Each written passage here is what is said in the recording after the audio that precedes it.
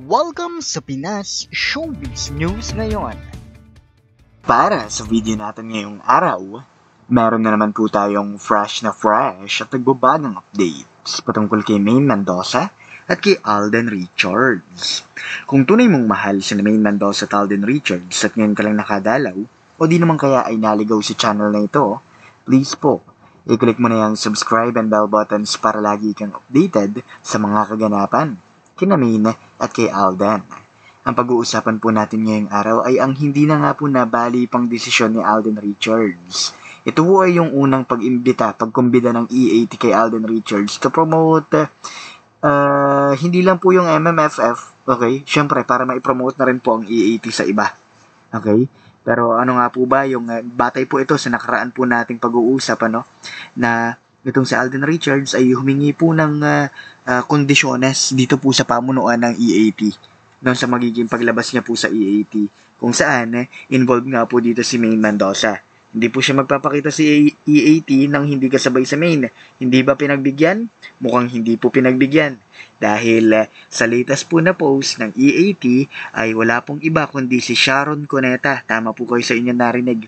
Si Sharon Cuneta po ang magpupunta sa EAT on behalf of Alden Richards. Okay?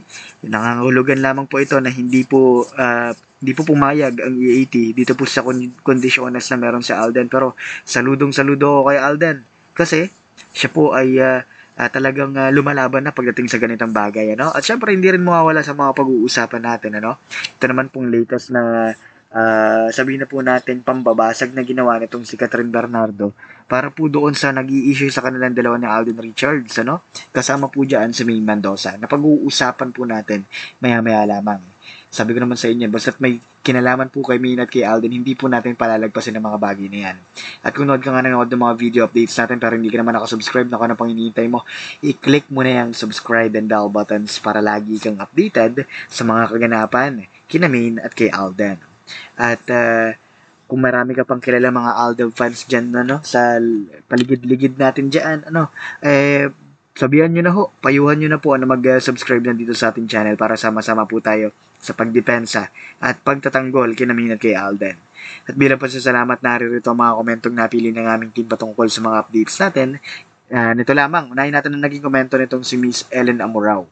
Sabi niya rito, "Good morning Mr. Pinas, going back to the days na kaya raw paghiwalay ng Aldab is for their individual growth. Ang tanong, till now ba ay hindi pa rin na nag-grow individually or hindi pa rin sila natuto? Just asking lang po sa management nila para wala na po silang rason o excuse para hindi pagsamahin ng Aldab. Kaya siguro it's about time na mag-ingay tayo for their comeback, lalo na pag nagka-part 2 ang Hello Love Goodbye. Tama na yung once na nagkasama si RJ at saka si Catherine Bernardo sa movie, 'di ba?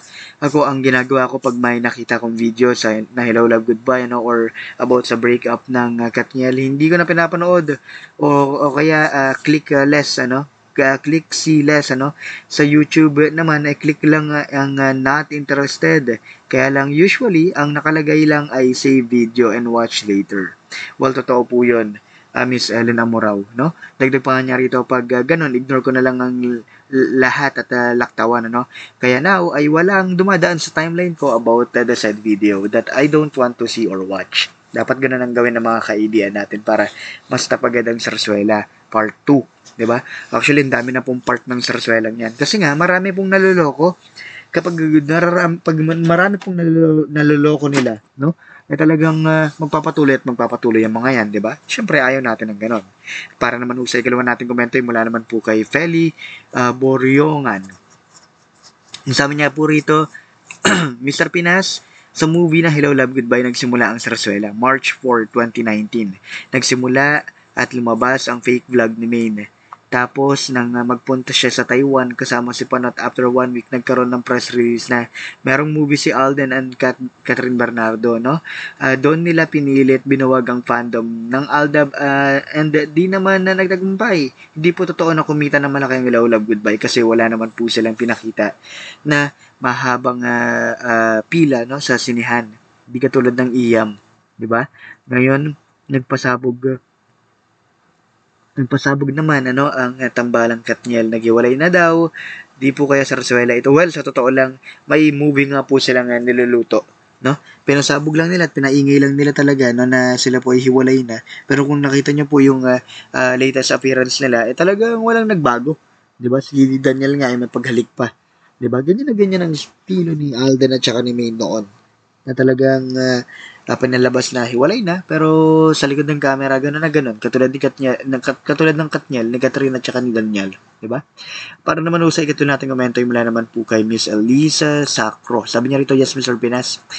Hindi niya liligawan si Catherine. Magkaibigan lang sila. At saka, loyal siya kay Mina. Ganon talaga si Alden, mabait na tao. Walang masamang tinapay. At si Kat ay ikinasal na kay Daniel Padilla. Mga propaganda lang yun na para naman sa gagawing plano pa na magkaroon ng Hello Love Goodbye Part 2. At yan ang paniniwala ko kasi nasa showbiz sila. Kaya magkampante lang ang mga fans ng seniors at mga true-blooded Aldam Nation. Malapit na ang bakasyon ng Fulkerson family sa darating na Pasko or New Year sa US. Doon magse-celebrate si Alden ng birthday, at yan ang nasagap ko. God bless you, Mr. Pinas, at regard sa lola mo. Well, totoo po yun, lalabas po sila ng bansa, okay? Hindi pa po niya pinapangalanan actually, pero kung sa Amerika man yun, sanay na po sila pagdating sa mga galawan doon, di ba? At proven and tested na naman yan, ilang beses na po, di ba? Ngayon pag-usapan natin, ito po munang latest po na nagaganap kay Alden Richards, At hindi lang po kay Alden, kundi ganoon na rin po kay Catherine Bernardo. Alam naman po natin yan, na sila ang ini-issue na tong mga Katniel fans, 'di ba? Nakakabuisit. Bakit kanya? Dahil pinalalabas po nila ng pinalalabas na may something nga kasi si Alden Richards dito po kay Catherine Bernardo. Ang pinalalabas po nitong mga syungangers sa mga Armin fans na ito raw pong si Alden ay palihim na dumadalaw sa bahay nitong sila Catherine Bernardo at pinopormahan ng araw po ito. Wala pong katotohanan yan at nakita po natin yan sa latest appearance ni Catherine Bernardo at ni Daniel Padilla na si Daniel nga po ay may pagkiss pa dito kay Daniel at talagang may pag-awak pa na alam niyo yung na sabihin na natin akin ka lang. Ganun yung hawak ni Daniel doon, sa mga napanood nating video. Pero, it just signifies, pinatunayan lang po nito na wala talagang Alden at Catherine, di ba? Kaya nga, yung mga paniwalain dyan, na meron daw talaga, bahala ko kayo sa buhay ninyo, basta sinasabi namin sa inyo ang katotohanan. Pawang katotohanan lamang. Okay? Habang si Maine Mendoza naman po ay patuloy pong pinalalabas na si Maine daw po ay hinto muna sa EAT at mag-focus muna sa pagsuporta daw po dito kay Panot sa politika, which is never mangyayari. Okay? Never po mangyayari ang bagay na yan. Wag po kayo magpapaniwala sa mga nagpapakalat ng ganyang bagay. Okay? At ito na nga, pag-usapan na nga natin ang sentro ng ating mga updates. Walang iba kundi ang Itbulaga, ang EAT. Yung Itbulaga po sinasabi ko sila Joey De Leon po yun. Kanila naman po kasi talaga yan. Hindi naman po talaga yan kay Paolo Contis. So, dito po sa Itbulaga, nagkaroon po ng pagsulat itong creative team dito po kay Alden Richards. At nilatag nga ni Alden Richards ang kanya mga kondisyon as maaari nyo pong tanongin si Ate Lu at saka si Mama Ten sa bagay na ito for your own confirmation. Para lang masaya ho kayo. Para lang ho kampante kayo na validated po yung info natin, At doon nga po, nilatag ni Alden Richards sa mga bagay na gusto niya kapag siya ay nagpunta ng EAT, Pero hindi ho nangyari 'yon. Talagang sinuway po nila ang kasunduan na gusto ni Alden Richards para po doon sa pagbisita niya at mai-promote ang EAT. Kaya naman wala po siya dito sa magiging live sa December 15.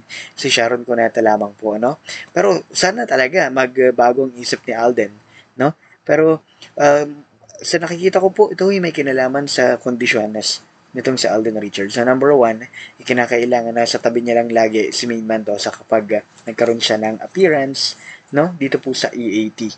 Okay? Pero, oo nga naman, kung itong bagay na ito ay makarating sa TVJ, talagang gagawan ng paraan gagawa ng paraan na wag matuloy, 'di ba? Sana talaga natuto sila dito sa desisyon ni Alden Richards na kapag hindi niyo tinuloy, no?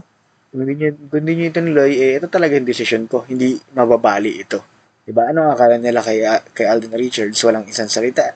Well, ang masasabi ko lang dito, yung mga salitang binibitawan niya in showbiz, yun ho yung mga bagay na hindi ho permanente.